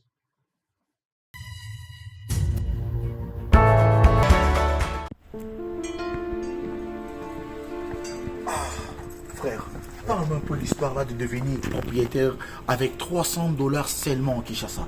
C'est quoi l'histoire? C'est pas facile, ce n'est pas de micmac, ce n'est pas de la rigolade, c'est vrai. C'est des jeunes entrepreneurs, ils habitent ici. Moi j'ai tenté, je suis aujourd'hui propriétaire, je paye $300. Je dis bien $300 par mois. Il va te faire les calculs. Tu vas payer pendant un certain moment après la maison. La maison est construite en 9 mois seulement. Mais toi, tu payes 300 chaque mois à Kinshasa. Tu as une maison de 100 mètres carrés. Pendant combien d'années? Payer $300. Bon, toi tu es mon frère. Toi tu es mon frère. Je ne vais pas te cacher la vérité. Oui, frérot. Je vais te donner tous les coordonnées. En tout cas, tu vas entrer en contact avec l'équipe. Mais je te dis, aujourd'hui, mes chers amis, c'est plus facile. Devenez propriétaire à Kinshasa avec $300 seulement. Tu payes chaque mois une très belle maison avec 3 chambres, 2 salles de bain. Je vous dis, les sommets. C'est bon. C'est fini.